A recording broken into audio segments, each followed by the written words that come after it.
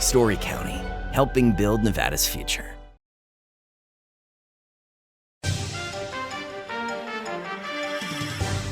Welcome to Nevada Newsmakers. On the broadcast today, the debate for state treasurer that's not a debate. On the broadcast, we have Drew Johnson and Jeff Carter. They're both coming up next on an all-new Nevada Newsmakers.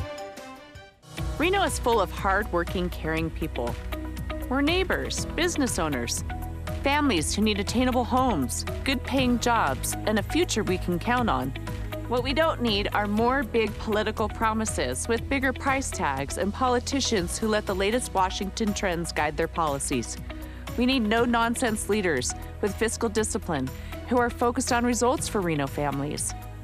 I'm Kathleen Taylor, and I'm running for mayor to do just that. 2025 is bringing big changes for Nevada businesses. If you have more than 5 employees and have been operating for 3 years or more, you must now comply with new state retirement plan mandates. The Vegas Chamber 401k plan makes it easy, offering a proven, customizable, and cost-effective plan for employers and employees to save with tax advantages. Visit vegaschamber.com to explore options and see how the Vegas Chamber can help you start saving for your future. The trucking industry is the most resilient link in the supply chain, moving 95% of our freight in the Silver State. And while essential, the road isn't always smooth. Supply chain disruptions, rising fuel costs, and unrealistic rules and laws that hamper our ability to serve our customers and country.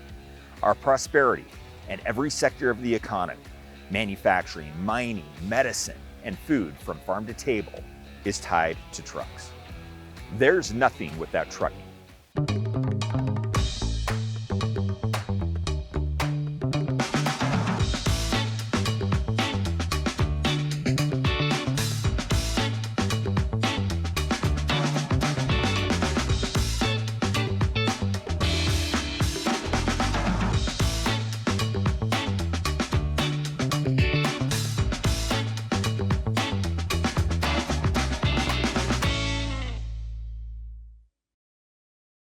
This is Nevada Newsmakers with host Sam Shad, a no-holds-barred political forum. Now, from the Nevada Newsmakers broadcast headquarters, here is Sam Shad. And back on Nevada Newsmakers, come to you from the Ahern Hotel in Las Vegas. We're pleased to welcome back to the program Drew Johnson, his candidate for Nevada Treasurer. We had originally asked for this to be a debate. Your opponent refused to debate you. He said you have no credibility, you have no money, and therefore he wasn't going to debate you. So, and we obviously get into these kind of things, but as I was trying to hold a debate and he said no, you may respond to that, please. It's interesting to hear I have no money and credibility since I'm ahead in the polls, and I was really fortunate that I was able to raise enough money last year before he got in the race that I could focus the last 3 or 4 months on visiting areas where people don't know me as well. Obviously, I was the CD3 nominee for the Republicans last time and ran a really close race against Susie Lee. And so I thought it was important to visit the rural areas in the other 3 congressional districts. And so I feel very confident about where I am. It's unfortunate that he won't debate, but the times that we've appeared together, he hasn't seemed to understand what the office is about. So I'm very confident that I can be a great treasurer for people to stay. Okay, Zach Conine has been, I think, to all accounts, a very successful treasurer. So, the state is in very good, solid position financially. The rainy day fund is in good position financially. And what do you bring to this race that would either be a continuation of what Zach has been doing or would be different? Yeah, I think with the investments, you're exactly right. Zach's done a very nice job. And to a certain degree, the job of the treasurer, the quality or how people think of the treasurer is a reflection of the interest rates at the time, because you're basically investing money and you're very limited as a treasurer into what you can invest in. And obviously interest rates have been high and Zach has benefited from that, but Zach's also done a good job on things. One thing he's done a good job on is the unclaimed property. So the treasurer's over unclaimed property, and he does a good job of getting large amounts back to people. He'll call a business, an individual, when they're due $20,000. The problem, and one thing I would like to change, is in Pennsylvania it's done this, where unclaimed property under, say, $300 goes back automatically to people. That's one thing that he could have done years ago. it'll be my number one bill as state treasurer, because people shouldn't have to fill out forms and jump through hoops and wait months to get. I would get $57 and I had to wait 2 months to get $57 back, and that money should come back on the back. And I'll make sure we do that. As far as his personal relationships, it's been interesting to note that he has been respected by both Republicans and Democrats, and business people in general, which is highly unusual in our political world. What do you make of that, and how you feel for you to progress with that? Yeah, so I think both of our financial constitutional officers, Andy Matthews and Zach Conite, have done a great job of reaching across the aisle of, when you do this job well, Sam, people don't know if you're a Republican or a Democrat until you show up at a Lincoln Day dinner or you show up at some primary election function. And that's what I want to bring as well. And I think I can bring, and one thing that shows that is how well I did with Democrats and nonpartisans when I ran for Congress, how I far exceeded expectations as far as Republican registration and things like that. And so I was able to bring over Republicans and Democrats and nonpartisans and appeal to everyone. And it's certainly, to do this job well, you've got to make great connections in the business community. Because of the infrastructure bank, you're working on the ground in different counties that might have different political leanings. And I would basically replicate what both Zach and Andy Matthews have done. Okay, you came very close in your race in CD3. How close was it? So it was a little over 2.5%, but it was actually the closest Republican in America to defeating an incumbent Dem in a Democrat district, if that makes sense. So because of that, I didn't see, obviously I was frustrated I lost, but I was proud that I was able to exceed expectations and almost win, despite being outspent 20-1, basically. So I was proud of the job we did. I was encouraged to run for this office because of my background in public finance and as a government watchdog in public policy. So it's a great fit for me, and I'm able to take the sort of the credibility and the momentum that I was able to get from running such a close race in CD3 into this treasurer's race. Now, that, of course, is good for you in the South. In the urban areas of Reno Sparks, what have people been saying to you as you've been going out? Yeah, so one of my big areas of focus, as I mentioned earlier, I kind of raised enough money to get us through so that I could focus on the areas who don't build. And so I grew up in a rural area in rural East Tennessee. I had lived on a farm for a while, and so I understand what a Fallon is like, what a Fernley is like, and Winnemucca. And so I've been focused not only on Reno and Washoe, but also in getting out to those rural areas, because those areas, the one area that Zach Conine as treasurer has sort of overlooked is benefiting the rural areas with the infrastructure bank. So Governor Lombardo has done a lot to try to build housing with his attainable housing program. A lot of that federal money has come through the treasurer's office, and Zach has and the governor focused on Clark and on Washoe.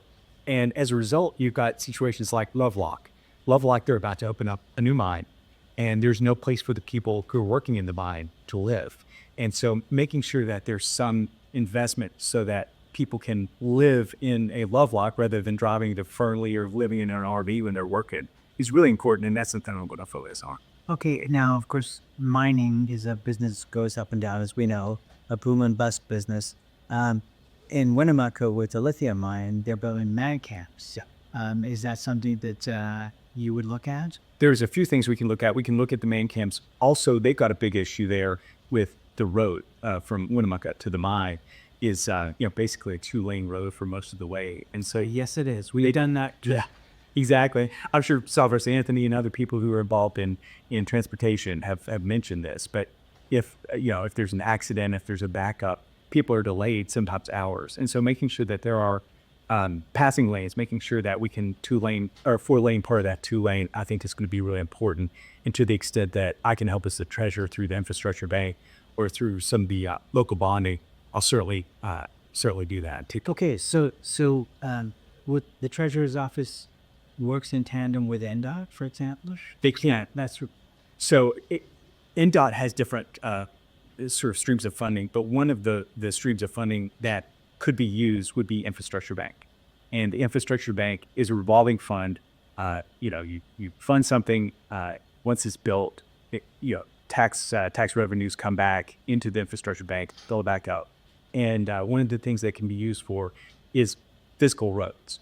So to the extent that NDOT isn't able to take care of those needs through federal and existing state money, that could be a way that the Treasurer's Office could help. And what kind of funds could be available? So, Because I mean, the need in terms of roads in the state is billions. yes, absolutely. So for something like that, where the goal of the infrastructure bank is to build something that will ultimately create more jobs, business, tax revenues.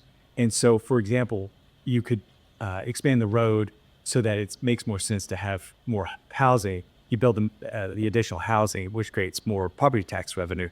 Property tax revenue comes back in and refills the infrastructure bank. But of course, you've got federal money, county money, state money that can all go towards those sorts of projects. As you go around and you talk to regular citizens, do they have any idea what the treasurer? No, that's Sam. Not at all.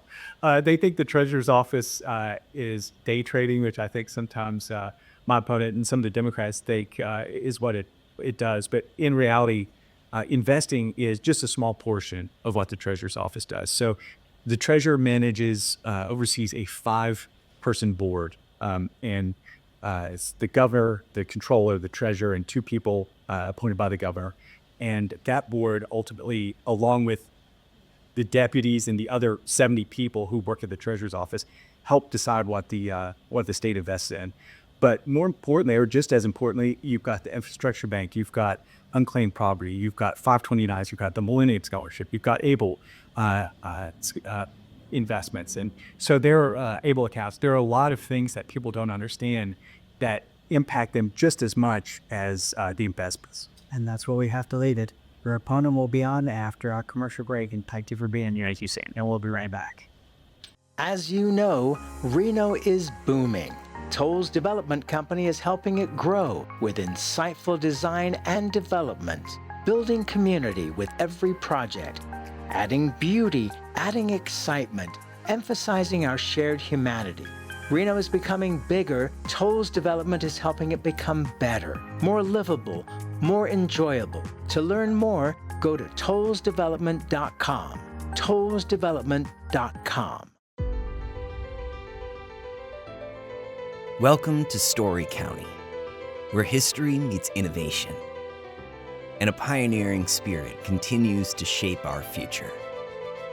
At the heart of the Tahoe Reno Industrial Center, we power the future with global leaders in technology and manufacturing, driving progress that reaches far beyond our county lines.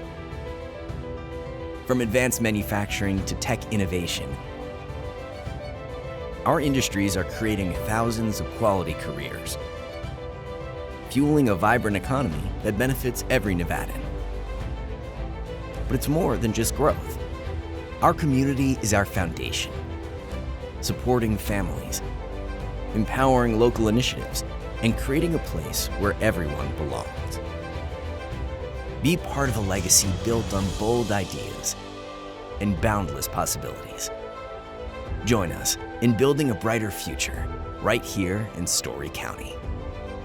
Story County, helping build Nevada's future.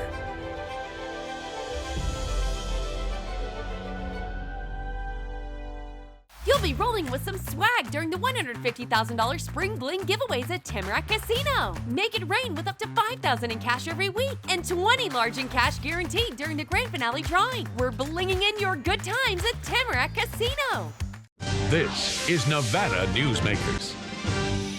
And back on Nevada Newsmakers, coming to you from the Ahern Hotel in Las Vegas. We're delighted to welcome to the program for the first time Jeff Carter. He is candidate for Nevada Treasurer. Pleasure to have you here, sir. Great to be here. I did invite you to debate your opponent in this race, and you said that you didn't want to debate him. He had not raised money. He was not a viable candidate. Explain, sir. So in the C&E reports that came out, I raised $227,000, and my opponent raised $7,000 in the last quarter. I'm a first-time candidate. I declared on the 10th of January, and he declared last year. He's run a couple of races and lost them both. He got creamed by Susie Lee in the last campaign. And So it's just like, if you're going to run a statewide campaign, you got to raise money. If you can't raise money, you can't be a viable candidate. So that's kind of where I'm at with that.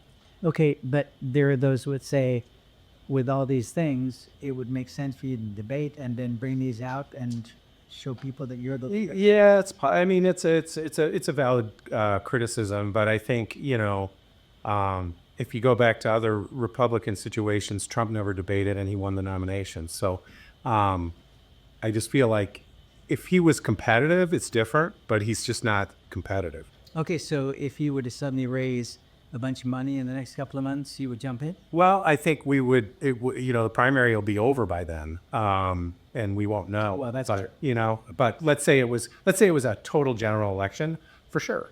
Yeah. Then he shows he's viable. Okay, so why do you want to be treasurer? That's a great question.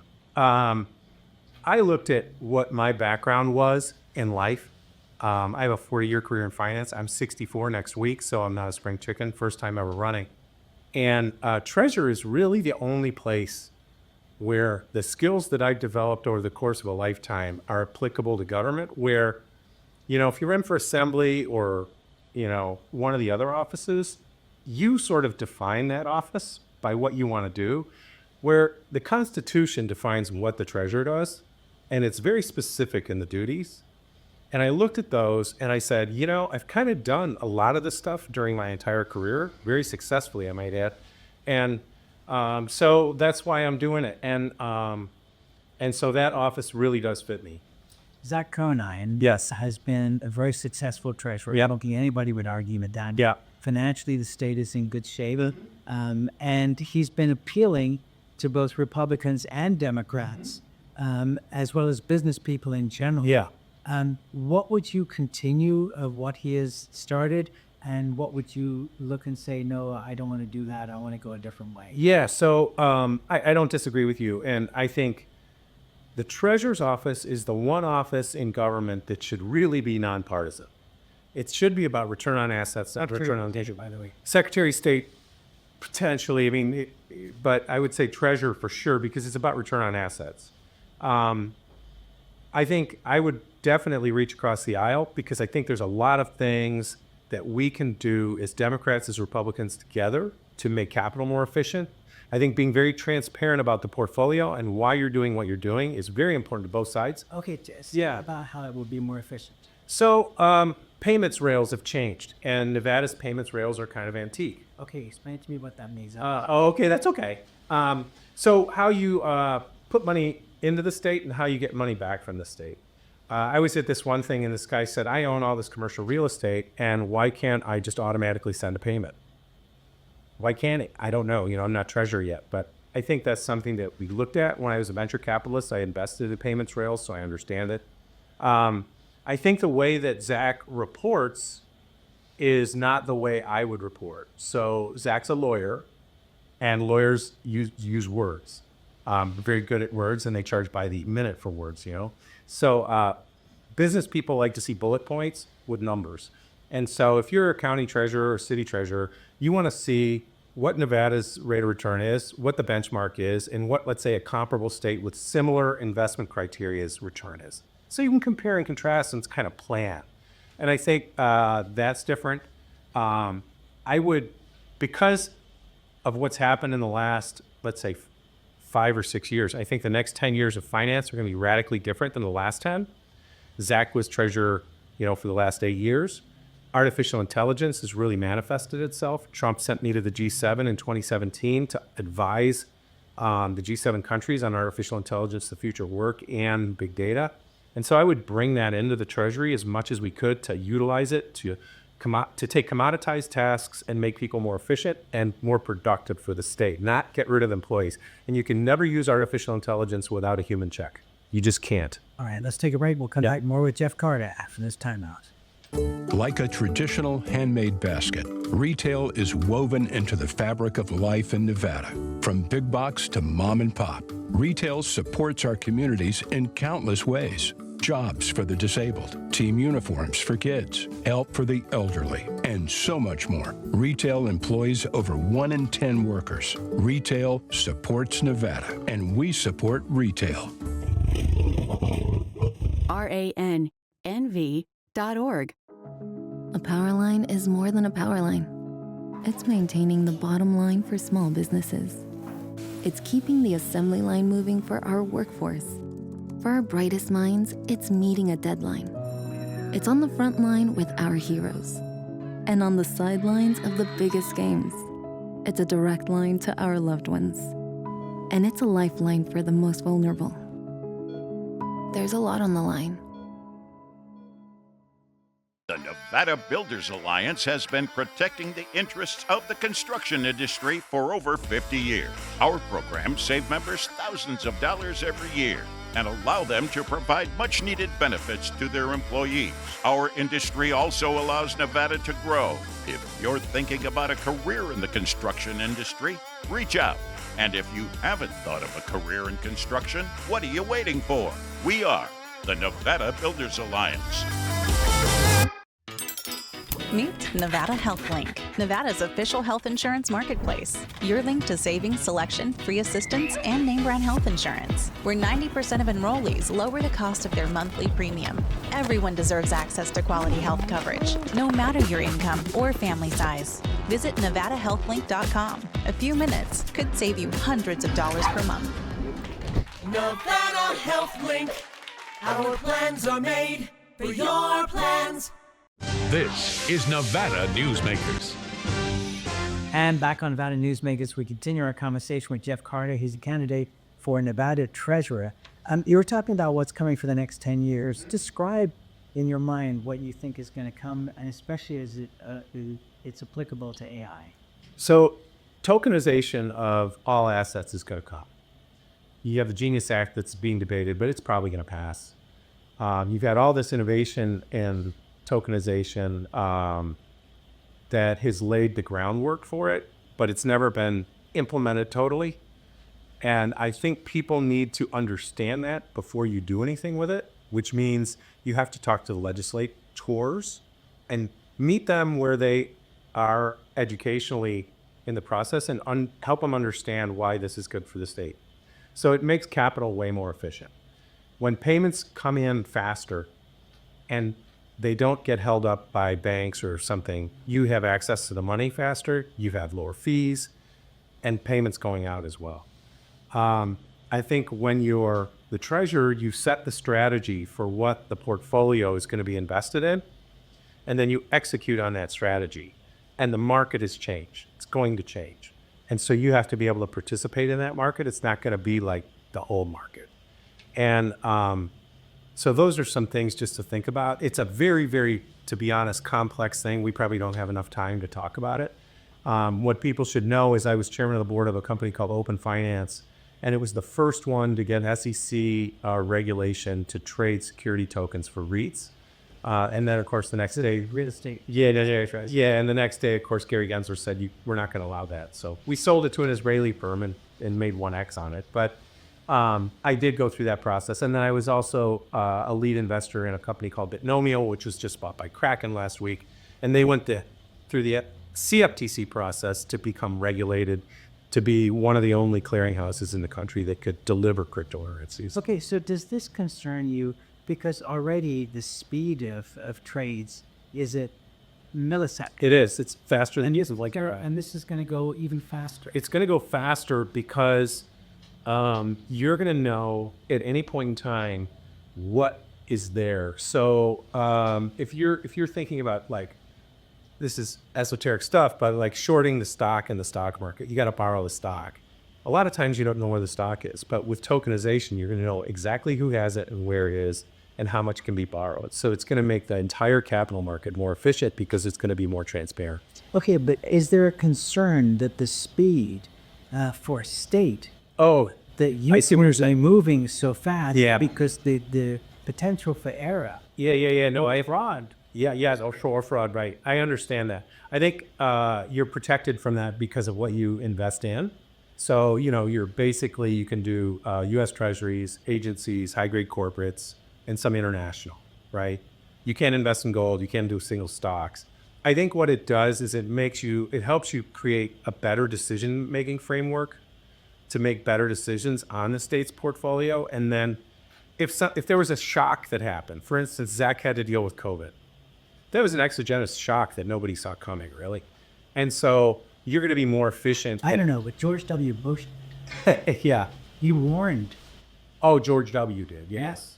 Yeah, I mean, like, so you're going to be able to get in and out of positions more efficiently to get cash to your constituents if there's an exogenic shock. But I think you have to remember the treasurer is the state's banker. It's like the state's CFO. You need those skills in order to execute it. It is not a policy position. It is a very technical position. And having all this modern stuff makes you better. And it's going to help your decision-making patterns and your thought process go better. That's where we have to leave it. Jeff Cario, if you decide to debate, we'd be happy to have you guys come back in the primary, and we'll see who comes out of the primary. I thank you for doing it. Thank you. Appreciate you being here. No, it's great to see you. And we'll be right back. Welcome to the Ahern Hotel, where bold ambition meets unforgettable experiences. Feel your game day vibes and celebrate with great food at All American Sports Kitchen, serving amazing flavors and fan favorites. Sip and savor at Aroma Barista Bar, handcrafted coffee roasted to perfection. Step into the Ahern Live showroom, where concerts, comedy, and unforgettable performances light up the night. We also have the David Yule Art Gallery. It's the only one in the world, and his work is breathtaking. Browse the gift shop. It's a treasure trove of keepsakes, chic essentials, and one-of-a-kind finds. And the space. Almost 30,000 square feet of meetings and events areas ready for you. From weddings and birthdays to quinceañeras, trade shows, banquets, and beauty pageants. Bigger ideas? Let the Ahern team handle all the details so your event is flawless. Ahern Hotel, where moments become memories. Book your next gathering today. Each day, the Children's Advocacy Alliance partners with leaders, legislators, and families across Nevada to improve children's health, education, economic well-being, and safety. We recognize Nevada will be no better than the state of its children. Be a part of this change. Be a supporter of the Children's Advocacy Alliance. For more information, go to caanv.org. At Nevada Urban Indians in Reno, your health is our priority. Our medical clinic welcomes everyone. We accept all insurances, ensuring quality care is within reach. Nevada Urban Indians, your partners in health. Carson Valley Inn, it's your place for the good times. Carson Valley Inn.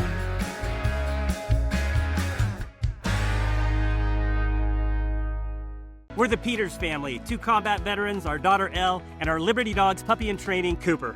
Cooper will grow up to be a life-changing companion to a veteran with visible or invisible challenges. We're helping Cooper build focus and confidence so he's ready to support his veteran. And we know he will help bring happiness and independence to his veteran's life. So join us, become a puppy raiser, and change lives, one puppy at a time.